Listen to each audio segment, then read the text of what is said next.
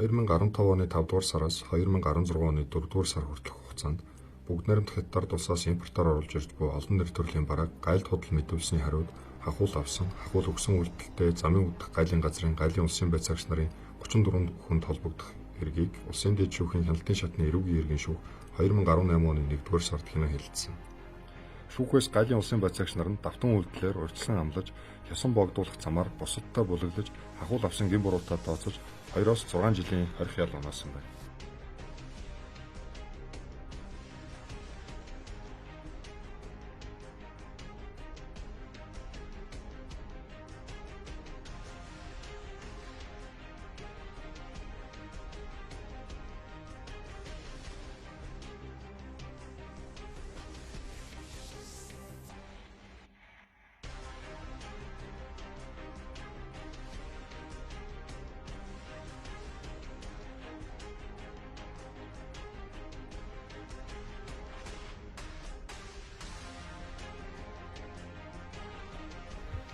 Нэг жилийн үеэр гусдаас хахуул авсан мөнгийг нуунд алдах зорилгоор хаясныг хураан авав.